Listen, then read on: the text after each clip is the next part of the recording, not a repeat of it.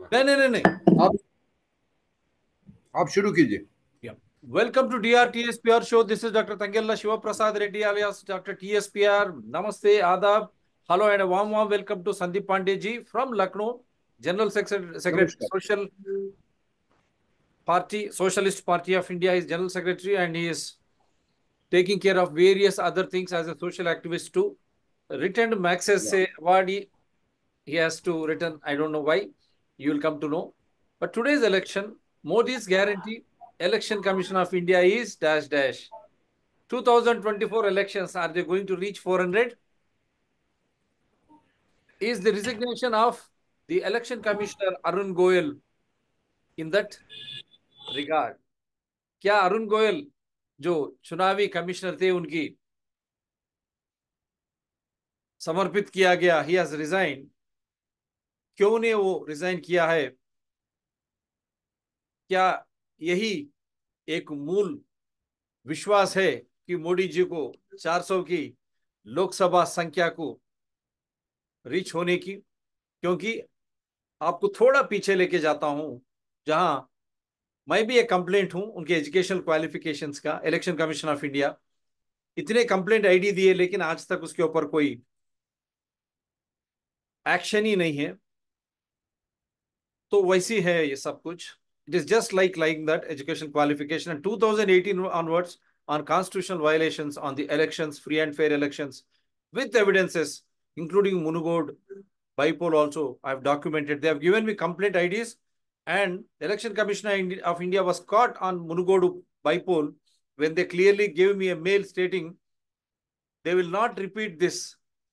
The enticements, hundreds of crores of money and alcohol. They accepted it, their own observer.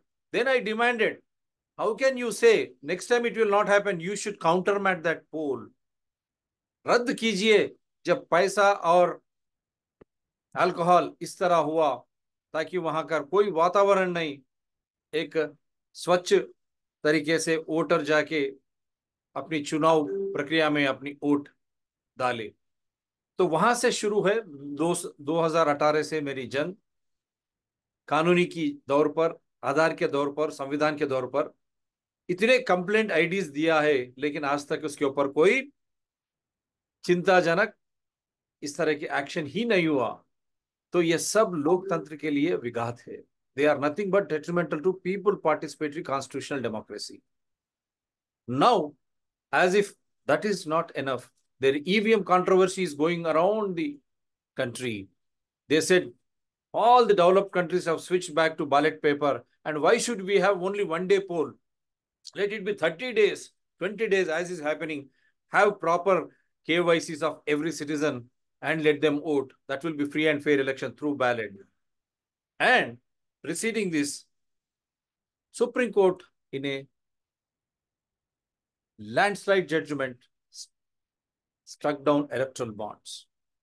This show, DRTSPR channels through various guests, last 4 years, we have been doing shows asking Supreme Court of India to take it for trial, because election after election were happening, as to how can a government pass a legislation on the floor of the Lok Sabha, wherein myself, I am a constitutional authority, every citizen is a constitutional authority, and also I am a voter. How is that I should not know who is funding which political party and how much? That is absolutely nonsense. That is why corrupt elements funding a political parties, if they are getting elected, those representatives, vicious circle, they will again see to that the corrupt activities, those corporates reign supreme over our resources belonging to every citizen of this country. And that is why that decision, that judgment of Supreme Court was very, very paramount. And they said March 6th, come whatever may, State Bank of India should reveal everything, and it should be posted on the website of Election Commission of India. That would have exposed as to who are those people who have been funding, whether it is BJP, Congress, Communist, or other parties.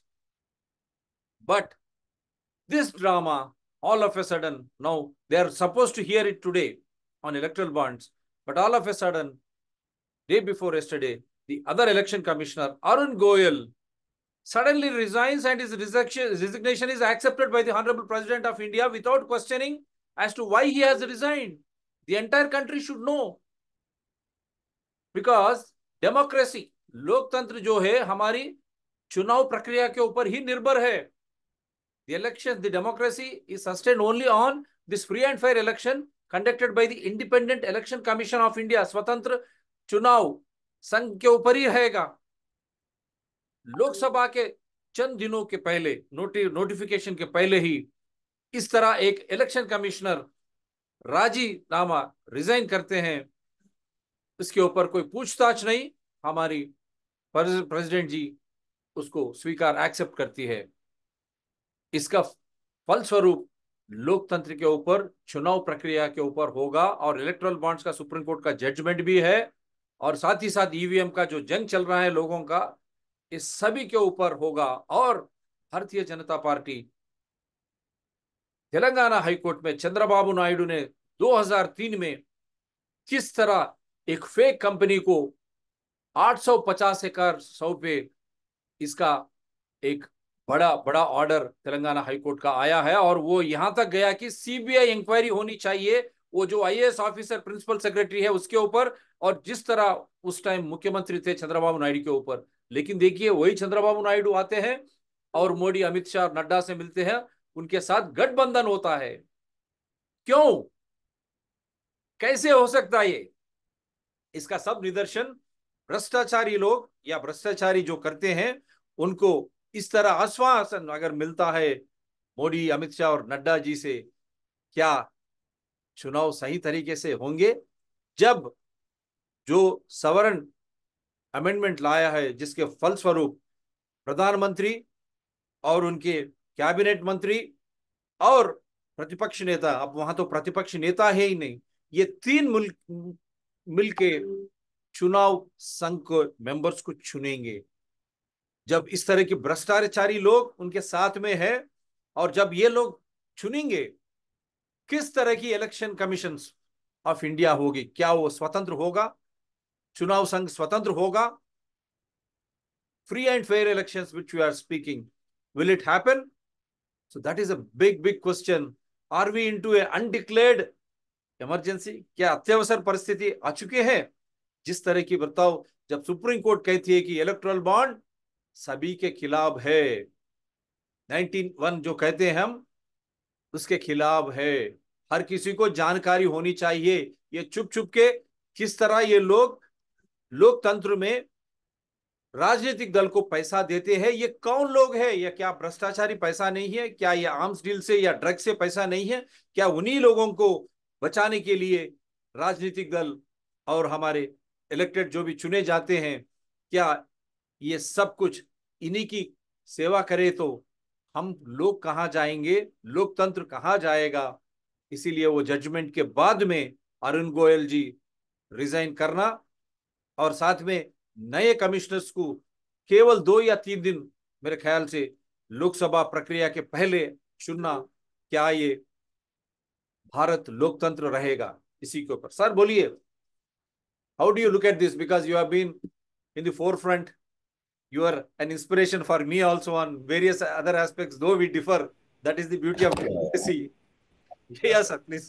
नहीं, धन्यवाद शिव प्रसाद जी। पहले तो ये बताएं कि आप किस किस भाषा में चाहते हैं, अंग्रेजी या हिंदी में? मैं किस में बोलूं? आप जिस दोनों तरह, मिला के, दोनों दोनों मिला के बोल दोनों दीजिए. मिला के हाँ, ठीक है। तो देखिए, ये जो अरुण गोयल जी का मामला है, जिस तरह से हुआ है, एकदम चुनाव के पहले, चुनाव की घोषणा के पहले, इससे बहुत सारे सवाल खड़े होते हैं। और ये सवाल मैं कल एक आपके आंध्र प्रदेश के ही रिटायर्ड आईएएस ऑफिसर हैं, जिनका नाम है EAS शर्मा। हाँ. ये भारत सरकार में सेक्रेटरी रह चुके हैं। इन्होंने राष्ट्रपति को एक चिट्ठी लिखी है, तो वो चिट्ठी का कुछ हिस्सा मैं आपको पढ़ना चाहूंगा। या मैं हाँ, भी जो दिखाता हूँ जो स्क्रीन पे, पढ़िए. मैं भी दिखाता हूँ, आप हाँ पढ़िए. जो हाँ जो बहुत ही इम्पोर्टेंट है।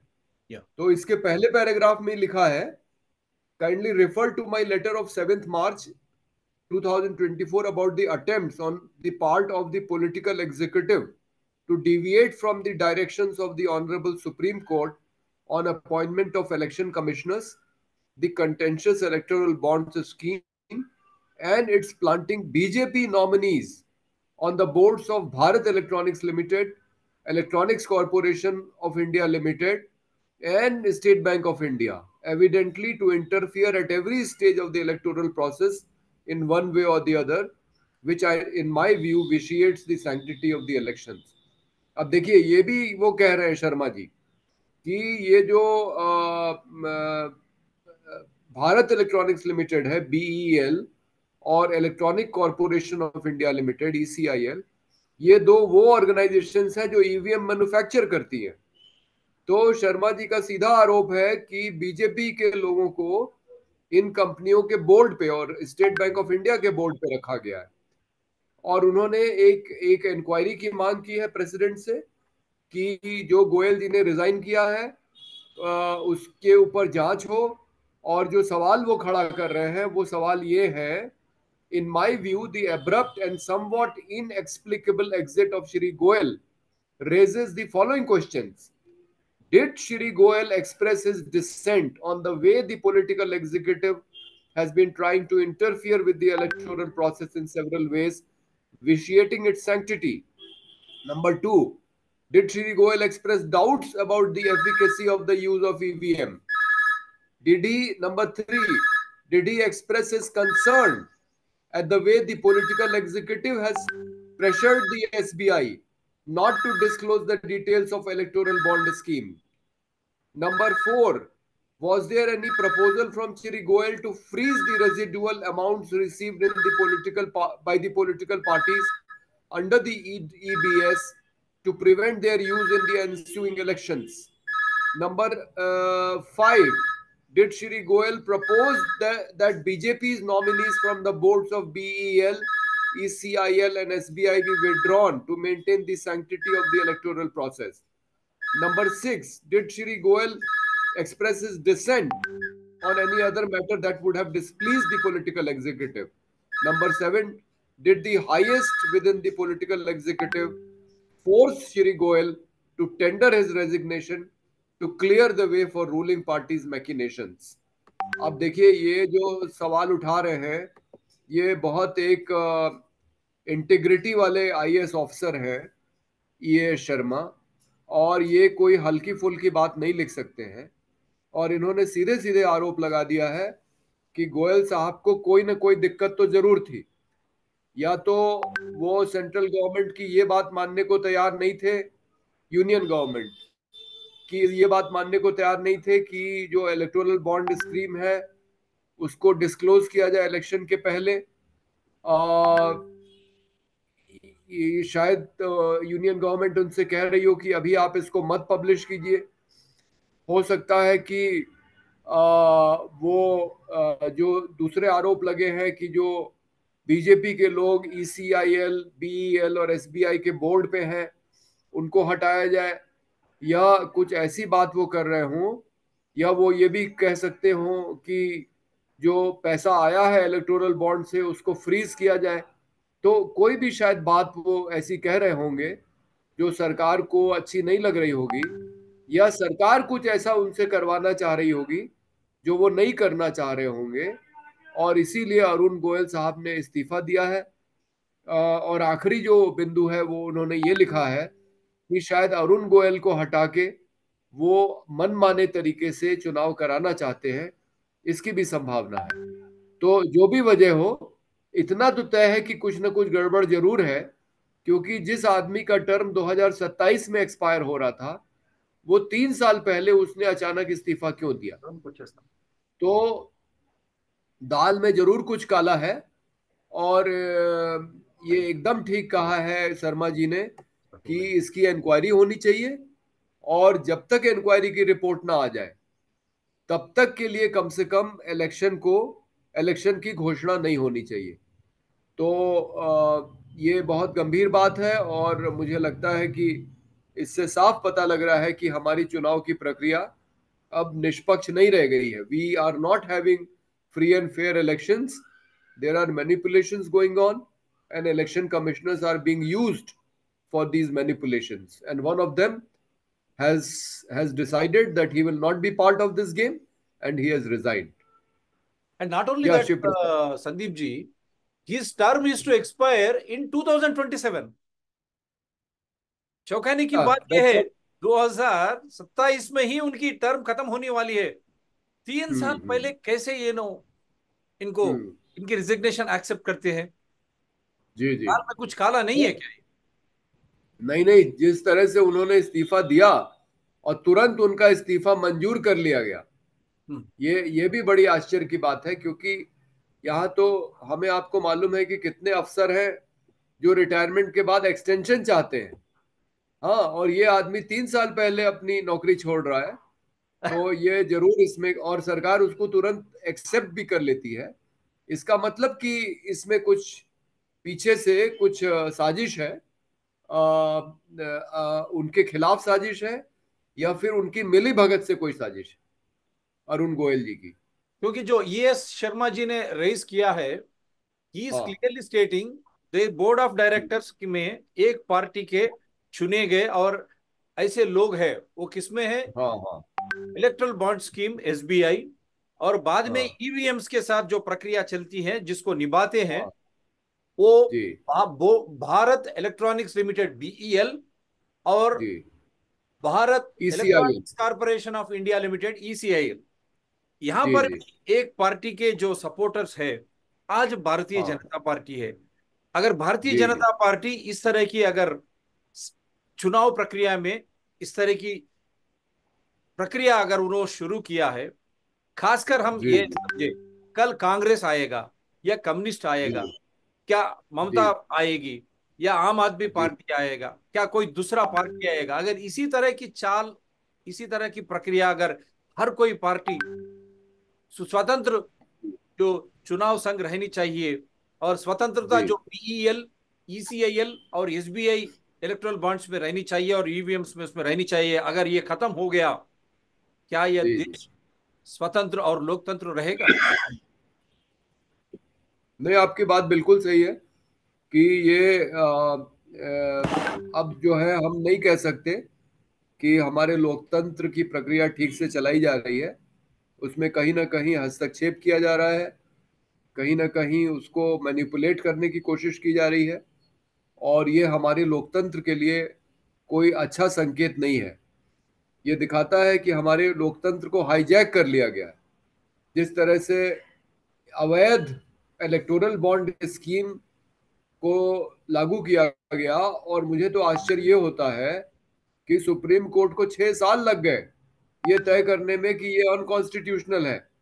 क्या उनको ये तुरंत समझ में नहीं आ गया था उसी समय कि ये अनकॉन्स्टिट्यूशनल है? इस पे तो उसी समय रोक लग जानी चाहिए थी.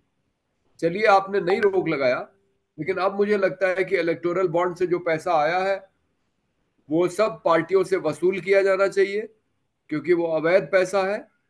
और वो पैसा किसी पब्लिक फंड में, PM केयर्स में तो बिल्कुल नहीं, क्योंकि वो तो एकदम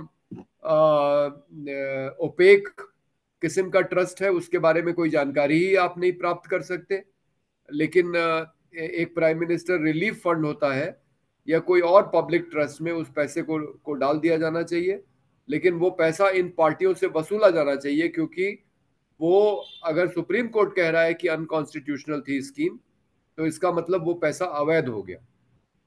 यहाँ पर और एक प्रक्रिया, क्योंकि आप लास्ट टाइम भी, हम चैनल चलाने के लिए जी भी हमारी खुद के प्रॉपर्टीज बेच के हम चला रहे, कोई हमको फंड नहीं करता, लेकिन जी एक राजनीतिक दल के लिए इतना पैसा कहाँ से आएगा, क्यों आएगा? और आप भी सोशलिस्ट पार्टी, लास्ट टाइम आप एक जी इंजीनियर है, मैग्सेसे अवार्डी है, सोशल एक्टिविस्ट है, लखनऊ में रहते हैं, दिल्ली के जी बहुत करीब, आपको पैसा नहीं मिलता चुनाव में, जी जी. चुनाव प्रक्रिया नहीं के नहीं, लिए आगे जाने मैं के लिए। मैं मैं आपको बताऊं कि तेलंगाना के इलेक्शन में हमारे 6 कैंडिडेट थे, और 6 कैंडिडेट को मिला के हमने पार्टी की तरफ से 87,000 रुपीज, सिर्फ इतना मैं भेज पाया 6 कैंडिडेट के लिए. तो आप सोचिए कि हम लोग की स्थिति कितनी दयनीय है. मतलब हम लोग को तो पैसा ही नहीं मिलता, और दूसरी तरफ भारतीय जनता पार्टी है जिसको करोड़ों करोड़ों रुपया ये इलेक्टोरल बॉन्ड से मिल जाता है, जो मालूम ही नहीं कौन देता है। हमको कांग्रेस तो को हर भी एक मिल रहा साल। है, कांग्रेस को भी हाँ, मिलता है, कांग्रेस, उनको भी मिलता है। कांग्रेस को। हाँ, ये लोग चुपचाप थे जब ये बिल हाँ। संविधान के जो अमेंडमेंट किया जा रहा था। कांग्रेस जी, हो जी, या कम्युनिस्ट हो, जो जी, भी पार्टी हो, कम्युनिस्ट पार्टी बाहर आके लड़ने की प्रक्रिया की, लेकिन फ्लोर ऑफ द जी, पार्लियामेंट में जब ये बिल, राज्यसभा में उनकी उतनी बहुमत नहीं थी, राज्यसभा जी, में और जी। लोकसभा में जब पारित हुआ, तो ये हाँ, राजनीतिक दल देश भर में हल्ला क्यों ने मचाया। कहीं ना कहीं जी, जी, दाल में कुछ काला है, हर कोई पार्टी इसी तरह की फंड के लिए, पैसे के लिए देखती रहती है। जी, जी, जी, एकदम सही बात है। तो ये पूरा पैसे का जो खेल है, इसमें सारी पार्टियां मिली हुई हैं। ये बात आपकी सही है।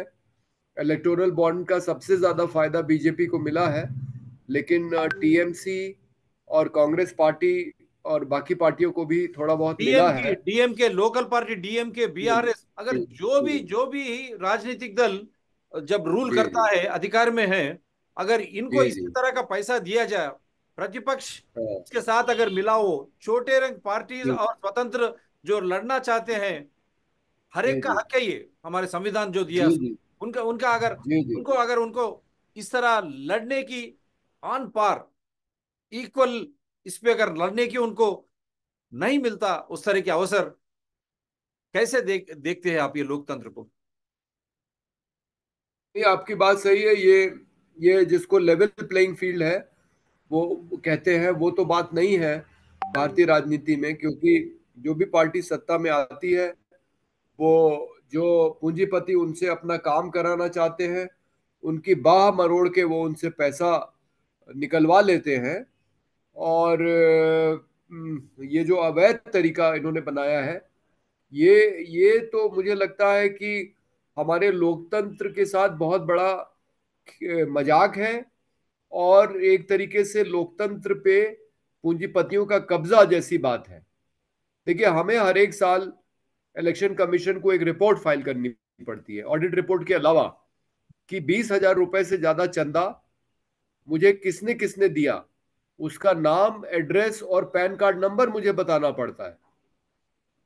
और मुझे अपने जो भी ये है अकाउंट्स, उसको ऑडिट तो कराना ही पड़ता है।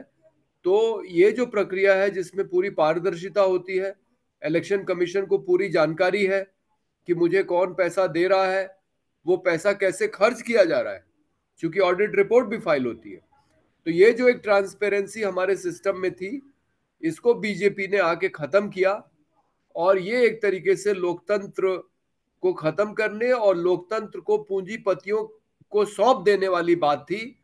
क्योंकि इसके बाद तो पूंजीपतियों ने जो है लोकतंत्र को चलाया है, मनमाना पैसा देके, जो इस समय की सत्तारूढ़ दल है। और ये तो सबको मालूम है कि नरेंद्र मोदी जी अडानी के हेलीकॉप्टर से, अडानी के जहाज से घूमते हैं। और जब प्रधानमंत्री की शपथ लेने आए तो भी अडानी के जहाज से आए। तो वो तो खुल के एक पूंजीपति का साथ लेते हैं। और देखिए, देश के सारे बड़े ठेके अडानी को दे दिए गए। तो इसमें कोई छुपा खेल भी नहीं है। तो ये जो गठजोड़ हो गया है हमारे नेताओं का और पूंजीपतियों का, ये लोकतंत्र के लिए बहुत खतरनाक है। और एक बात और मैं आपको यहाँ पे इंगित करना चाहूंगा कि देखिए, भारतीय जनता पार्टी में कहते हैं कोई भी व्यक्ति, सामान्य व्यक्ति भी नीचे से ऊपर आके और मुख्यमंत्री प्रधानमंत्री बन सकता है। लेकिन आज की तारीख में आप भारतीय जनता पार्टी के किसी भी मुख्यमंत्री को बदल सकते हैं, लेकिन प्रधानमंत्री को नहीं बदल सकते। ये देखिए कितनी अजीब बात है। जिस तरह से नए नए लोग एकदम छत्तीसगढ़, मध्य प्रदेश, राजस्थान के मुख्यमंत्री बनाए गए, क्या उस तरह से आप प्रधानमंत्री बदल सकते हैं भारतीय जनता पार्टी का? नहीं। क्योंकि प्रधानमंत्री पद पे नरेंद्र मोदी ने कब्जा कर लिया है। और इस कब्जा करने में उनके पीछे अडानी और अंबानी के पैसे की ताकत है, जो किसी दूसरे भारतीय जनता पार्टी के नेता के पीछे नहीं है।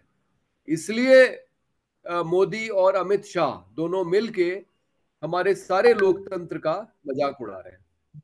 तो आपके पिक्चर पे मैं दिखा रहा हूँ टीएन शेषन जी, 1990 में ही was appointed by Subramanian Swamy भी ट्वीट किया है।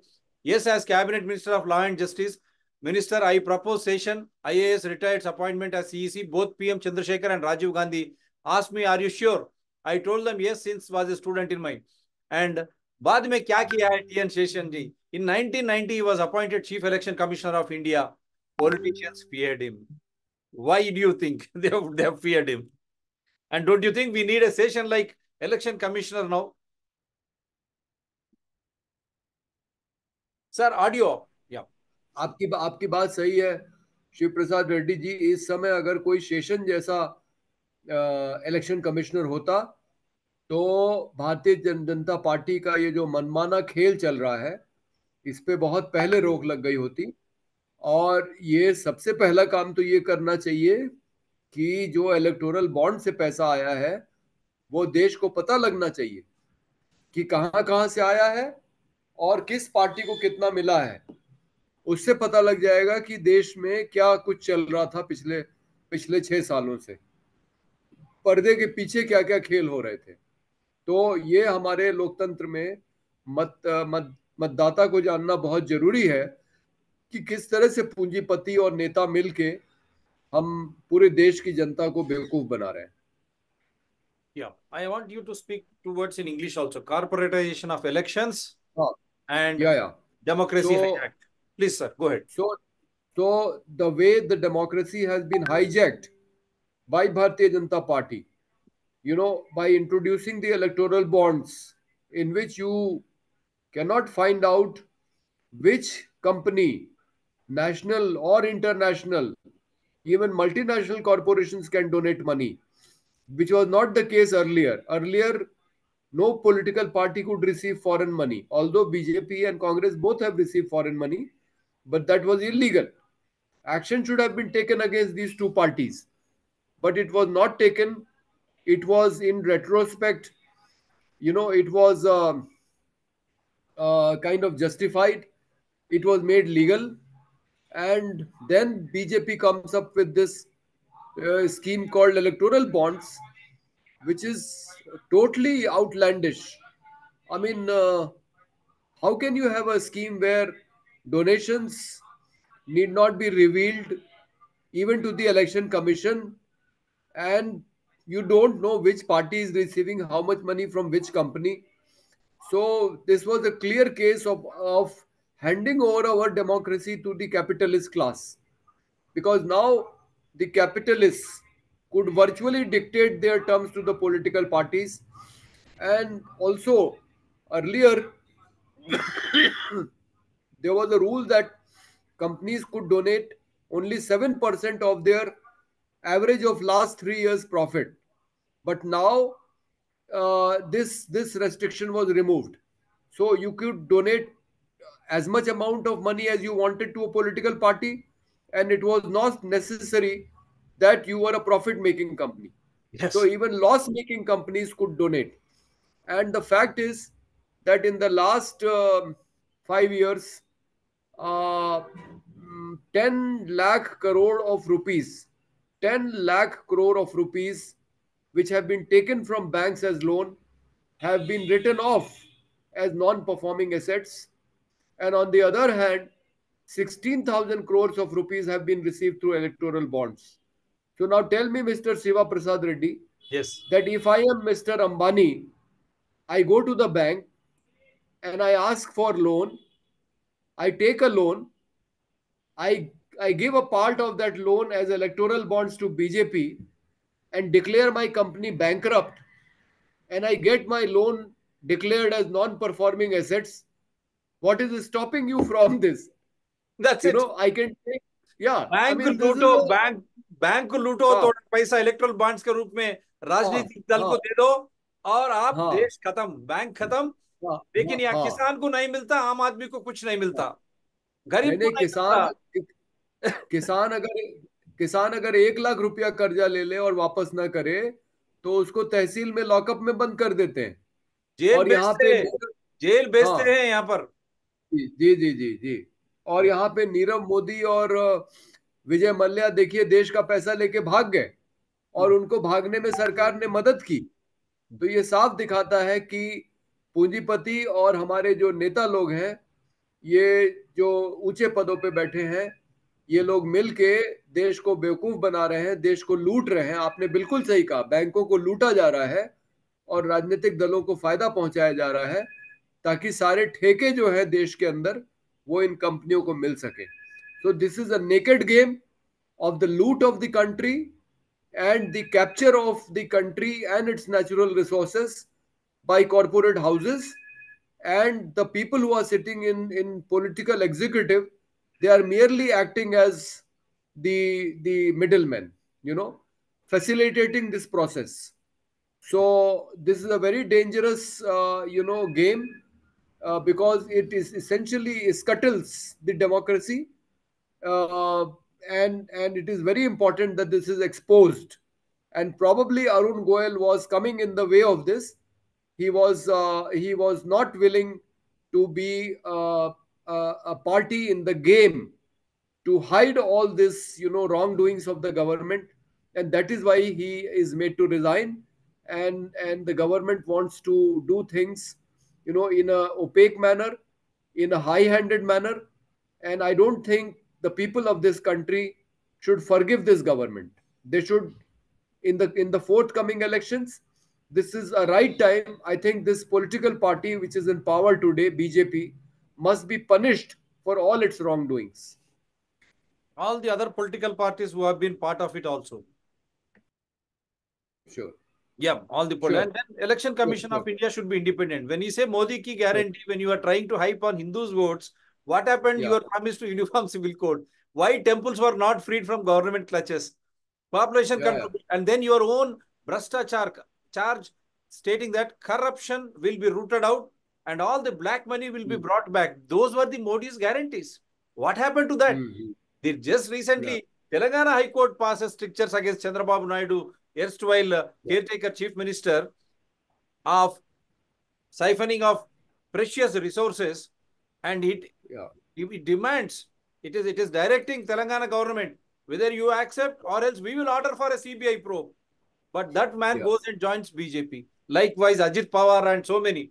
All those corrupt elements now become part of BJP. That is the doubt which is being raised in every cadres of BJP also. How come these corrupt people, till the other day, as soon as they join BJP, become, and are they contributing any money through electoral bonds? That is the biggest issue. Like all the corporate companies, 20 lakh crores of public money from the banks and other financial institutions, they have been waived off for corporates, 70 to 80%, not for farmers, youth, or women. But corporates, no idea as to how much and which company and why were these huge amounts waived off, but not for public sector units. Keep this in your mind, for corporates. So in this perspective, when Supreme Court, though late, again deadline was 6th, now today is 11th, even Supreme Court today it is taking up this case. Why 3 to 4 days when it is a clear contempt case? And in doing so, the pressure was on the election commissioner. We don't know. We are just speculating. It is speculation. Mr. Arun Goyal resigns, paving way for election of election commissioners by the new amended law, wherein Prime Minister, Cabinet Minister, and opposition leader would elect those two members. Whether the other member will still remain, God only knows. You appoint me, I will appoint you. Then what about free and fair elections? Is this the way Election Commission of India should run this country? क्या इसी तरह लोकतंत्र में चुनाव प्रक्रिया, चुनाव संघ के द्वारा चलना चाहिए? क्या सरकार ने इनको अपॉइंट करेगा और ये लोग उनको अपॉइंट करेंगे? जब चुनाव प्रक्रिया क्या होगा? पैसा कौन देता उसका कोई पता नहीं. Who is paying you how much? We don't know. And all election EVMs, everyone is challenging. Now all the board of directors are there. Even if you complain, I am the complainant right from 2018. Till today, Election of Commission of India did not bother to act except providing complaint IDs, including Honorable Prime Minister's educational qualifications. Where is the transparency and accountability? Can elections be held in a free and fair way? Can India survive this and be a democratic country? Your last comment, sir. Last 1 minute. Your comment.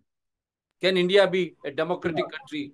People participate in Yeah. constitutional democracy after all this. No, not under the present circumstances. India cannot be a democratic country because, as I mentioned, it has been the whole system has been hijacked by couple of individuals who are in cahoots with a couple of capitalists. So the people of this country now have a chance during the Lok Sabha elections. First of all, we should demand that EVM should be replaced by ballot paper because so long as EVM is there, then manipulation is possible. So we would like EVM to be. Just yesterday we held a demonstration in Lucknow. Yeah. We want the EVM to be replaced. Ballot paper should be brought in. Only then we can ensure free and fair elections. And once you allow free and fair elections in this country, I am sure that people of this country will throw out the Modi government. Right, sir. And This is what whosoever today. comes, Yeah. yeah, whosoever comes, I am sure, they will be better than this government because the Right. kind of things that this government has done are horrendous. Right. So this is for today. Do support DRTSPR channels. Anyone can participate, differ with us. My number is 9440465339. Do support DRTSPR channels in larger public interest. Thank you very much, sir. Thank you. Thank you.